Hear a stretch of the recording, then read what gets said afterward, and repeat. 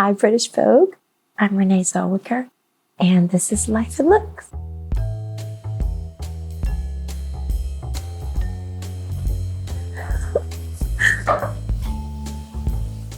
Texas Chainsaw Massacre. That was the best workout of my life. There is no motivation like a man chasing you with a live chainsaw. That corsage was a force of nature. It was one of my first leading roles, and I learned about the departments on a film, and I learned about the symbiotic nature of how each worked with the other and the rhythms of filmmaking. And boy, it was such a blessing.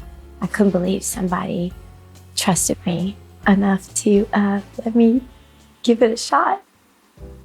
Aw, Jerry Maguire, little black dress. Yeah, that was an incredible time. Again, couldn't believe somebody trusted me to take that on. I felt very lucky every day. They made that dress for this scene. I think Cameron wanted something that was a little bit classic and a wink back to the old Shirley MacLaine movies that inspired the character. First Vogue, imposter syndrome. Again, I couldn't believe it. Acting in, as playing a character, there's something to hide behind. Within a photo shoot, I felt personally far more exposed and really vulnerable, but not anymore. Now it feels like play to me, and it's always fun. Gosh, that was such a whirlwind. Yeah.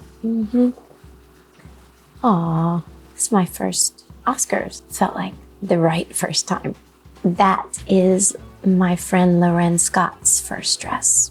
She styled for the photographer Herb Ritz, and she was sort of his mainstay. And she decided that she was going to try her hand in designing. I believe there was a tall boy can of Budweiser and a bag of Doritos that went into the preparation for this look. There's Betty. Oh, yes. Yeah, I think this is the scene where she needs to take care of an emergency or something like that. Costume's a big part of elevating the humor when you're trying to play a comedic role, 100%. Within the context of the story, she's not a nurse at all. She's delusional. So that she takes it so seriously, and she goes for this standard sort of, I guess it looks like film noir or a Hitchcock version of a nurse's uniform. I mean, that's funny on its own. This hat, for example, can't get around that hat. Oh, Bridget, goodness, that costume. Oh, made me laugh out loud. It's such an unusual experience to be able to revisit a character in different stages of her life.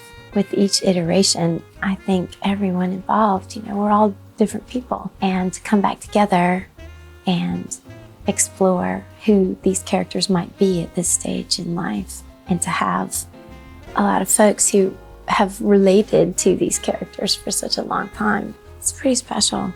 I heard some rumor that Hugh Grant kept the pants, the big pants, but I don't know if that's true. We'll have to ask him.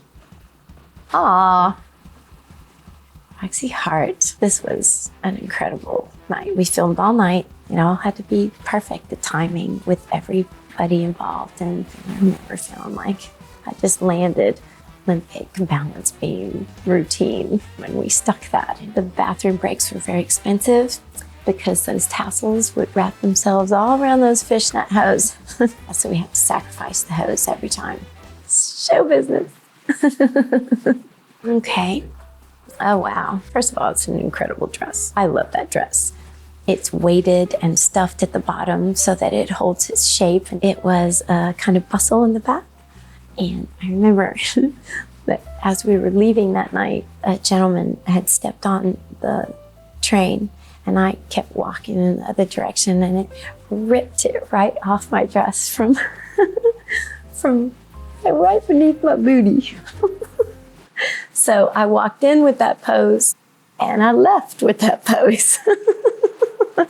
And there were parties and things afterwards, but I needed to go home and do a little bit of a costume change. And I realized that I didn't bring my house key.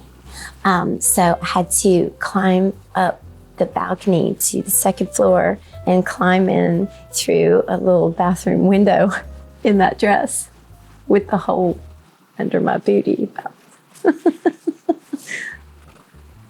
There she is, Judy. These costumes were incredible. It makes it really easy to disappear into a character when you put her clothes on, especially the way that Renée constructed these pieces, because she fit them to the posture that I would assume to emulate how she carried herself in that time. And so my shoulders were always forward, automatically, right away, ready to go. They were very itchy. Lots of gold thread and diamantes, but boy, were they beautiful, just beautiful. Works of art, Renée, way to go. Well, that was a night. That is Oscar night 2020, and I was invited there for the Judy film, and I won an Oscar. Yes, in a really, really good dress. I mean, the construction of that dress was remarkable.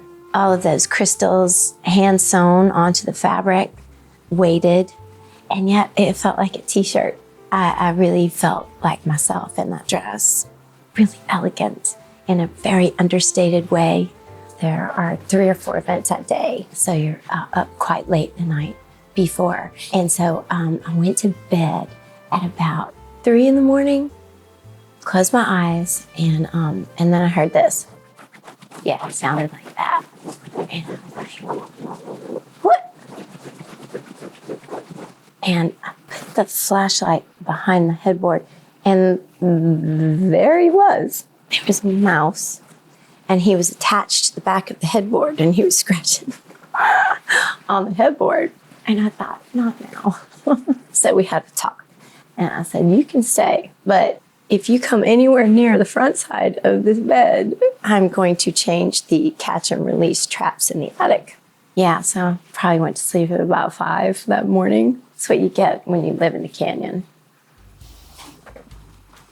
I hadn't really thought about how these experiences have marked the milestones in my life. But so this one, it feels like it's the culmination of a lot of years of experience. And this one felt very grown up. When you work with Tawny, there's always going to be a creative vision for the shoot that you don't expect.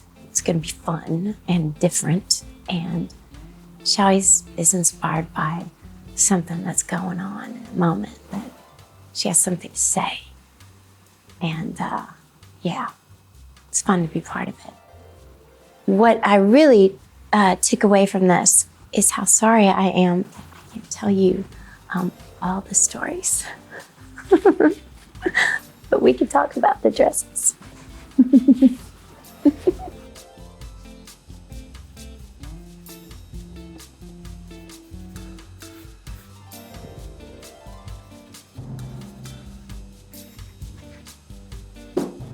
Thanks for watching. I'm Renée Zellweger.